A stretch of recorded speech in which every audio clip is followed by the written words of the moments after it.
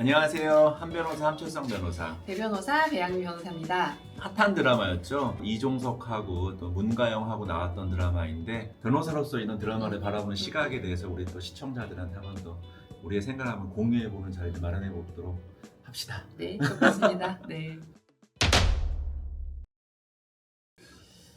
아무래도 뭐 젊은 남녀가 있다 보면은 많지 않을까요? 근데 전제 조건이 있어야죠. 이종석과 문가영이라면.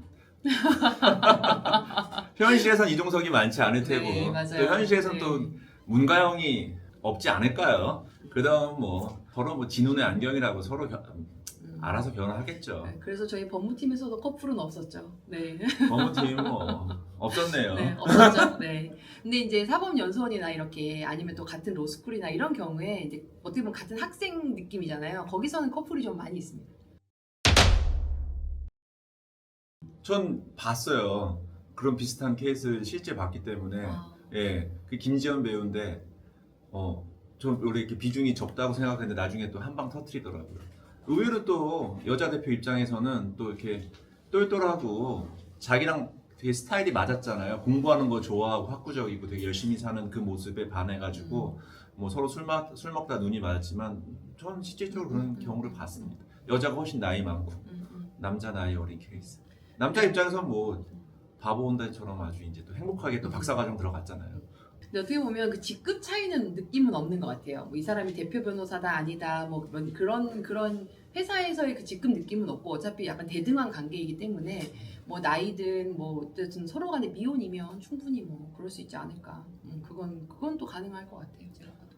또 어떻게 보면 그 남자 어서 입장에선 자기도 그만두고 나가서 차리면 대표인데요. 그러니까 그런 거에 대한 차이는 없는 것 같아요. 예. 제가 상담을 2분을 했는데 같은 사람 상대방이 한 2, 3주 뒤에 와서 상담하고 이런 경우가 실제로 경험이 몇 번 있거든요. 근데 그렇게 되면 처음에는 상담할 때 그 사람의 상대방인지 제가 기억을 못해요. 왜냐면 이 사람은 아직 나를 선임하지 않았으니까.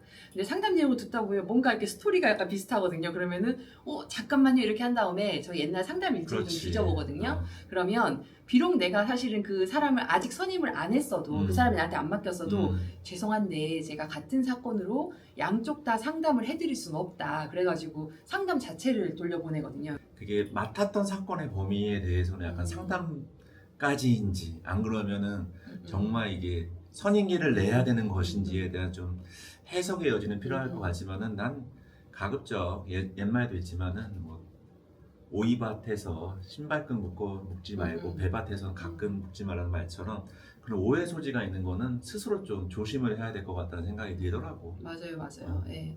그리고 이런 경우도 있어요. 제가 이제 어떤 사건을 했는데 이 사건을 이제 잘 해결이 된 거죠. 그럼 그 상대방 분이 자기 변호사보다 제가 마음에 드는 거죠. 맞아. 그래서 세월이 흘러서 그 사건은 잘 끝났어요. 세월이 흘러서 한 1, 2년 정도 몇 년 지난 다음에 그분이 직접 찾아오신 경우도 있었고 그렇지 않고 다른 분이 그러니까 정말 그냥 다른 소개로 그러니까 어딘가에서 오셨다고 생각했는데 알고 보니 그 상대방 분이 야 그 변호사가 잘하더라 뭐 이래가지고 소개를 해서 온 사건들이 있었거든요. 그래서 그분은 이제 누가 소개인지 말을 안 하죠. 왜냐면 말을 하면 제가 좀 당황하거나 뭐 못 맞는다거나 이렇게 될 수 있으니까. 근데 그렇게 해서 본의 아니게 제가 했던 상대방의 뭐 지인, 뭐 이를테면은 뭐 본인은 아니어도 뭐 친척, 뭐 이런 식의 사건을 맡은 적은 있었던 것 같아요. 그건 뭐 근데 뭐 쟁점이 그건 뭐 다르다 전혀 보니까 다른 사건이고 전혀 다른 전혀 사건이어서 다른 상관이 없을 것 내용이니까. 같은데 네. 그만큼 뭐 배 변호사가 잘하니까 그렇게 되나요? 근데 그건 아닌데 사람들이 아는 변호사가 생각보다 많지 않거든요. 아는 변호사의 폭이 크지 않다 보니까 이렇게 소개하고 이렇게 겪어보니까 이렇더라 이러다 보면은 그런 일들이 은근히 좀 변호사가 많지만 생길 수도 있는 것 같아요. 네. 그건 뭐 나도 그런 행복한 고민을 해봤으면 좋겠는데. 네. 의사들이랑 똑같은 것 같아요. 의사들은 자기 가족이라던가 그런 수술을 자기가 절대 안 하거든요. 왜냐하면 이 객관적인 판단이 필요할 때 그 객관적인 평정심이 없어질 수도 뭐 잃어버릴 수도 있기 때문에. 근데 저도 뭐 가족 사건 예전에 있었지만은 그 아버지 사건이었는데 뭐 부동산 분쟁이었지만은 제가 가장 믿을 만한 연수원 동기한테 맡겨가지고 1심에서 진 사건 2심에서도 멋지게 뒤집은 사건도 있었습니다. 그렇게 가족 사건들은 많이 맡겨서 하는 것 같아요. 직접 하는 경우보다는 맡겨서 하는 게 훨씬 더 많은 것 같고요. 말씀하신 것처럼 그 맡은 그 변호사도 굉장히 정보를 다 공유를 해주거든요. 오히려 당사자 본인보다 변호사인 친구한테 훨씬 더 많은 정보를 공유를 해주기 때문에 거의 내용 상의해가지고 저희도 보면 진행을 하는 것 같아요. 근데 그 맡긴 변호사 입장에서 생각해 보면은 되게 또 한편은 고마울 것 같아요. 내 주변에 이렇게 수많은 변호사들 중에 자기를 픽한 거잖아요. 가장 이 형이 믿고 맡길 사람이 나였구나 라는 점에서 오히려 되게 고마워했던 것 같은데 수임료도 많이 줬네요 걔한테. 아니, 대화가 잘 끝나가지고 네. 많이 줬습니다. 예. 문가영이 되게 열심히 국선 변호했던 사건 보면서 되게 의욕이 넘치는 초년의 시절이 되게 부러웠습니다. 되게 뭐 문가영이라는 배우를 예전부터 봐왔지만 되게 연기에 몰입도 하면서 리얼리티를 잘 살렸구나 라는 생각이 들었습니다. 사심이 많이 들어가시고. 아니요, 전 금세록을 더 좋아합니다. 사랑의 인사에서 저는 이게 처음 문가영 배우를 봤는데 저는 금세록 팬입니다.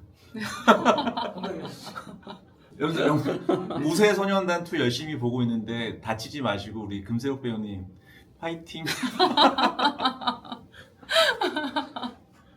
아이고, 네.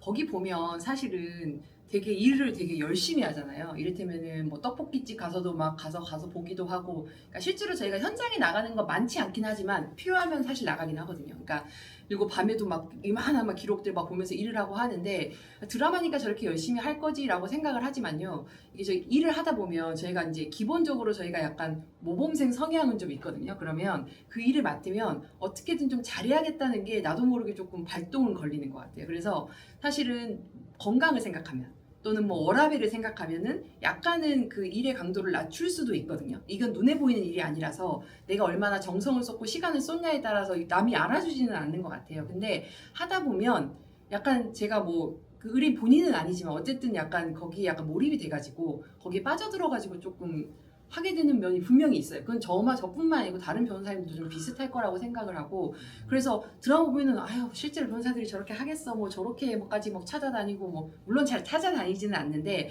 찾아다니고 뭐 밤늦게까지 일하고 그렇게 생각을 하지만 실제로 저희가 약간 그렇게 사는 면이 없잖아 있거든요. 그러니까 한번 사건 맡으면 사실 돈 생각은 그렇게 또 많이 안 하는 것 같아요. 우리는 물론 당연히 돈을 받고 일을 맡아서 하는 거지만 일단은 그건 처음에 이제 일 시작할 때 단계인 거고, 한번 시작해서 거기에 몰입이 되면 나름대로 자다가도 그 사건 생각나서 아 이게 있었지 뭐 이럴 때도 있고, 때로는 진짜 나가서 한번 이렇게 해볼 때도 있고, 사무실에 10시간 있는 것보다 1시간 나갔다 오는 게 나을 수도 있거든요. 그러니까 이를테면 떡볶이집에서 그거 이제 카피한 사건 같은 경우에는 그거를 이제 영업권 똑같이 카피해가지고 지금 분점인 것처럼 장사를 한 사건이었는데 인테리어 느낌이라든지 이런 것까지 똑같다는 거는 가보지 않으면 사실은 느끼기가 좀 어렵고, 그 의뢰인은 그걸 알죠. 알지만 변호사한테 그게 중요하다고 설명을 못 하잖아요. 근데 그 변호사는 이 여기도 가보고 그다음에 종업원이 나가서 차린 가게도 가보고 변호사 눈에는 그게 보이는 거거든요.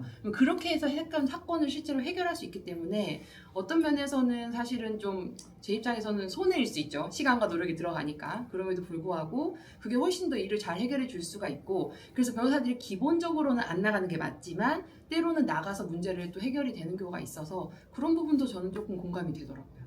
감사합니다. 지금까지 한 변호사 배 변호사였습니다. 안녕. 다른 회사에서 이렇게 만나실 수도 있는데 그러면 어떠실 것 같아요? 서로요? 이겨야죠 일단. 일단 이겨야죠. 네. 뭐 대변호사가 뭐 네. 실력이 뛰어나시면 나. 저의 연륜을 이겨낼 수 있을지 모르겠습니다.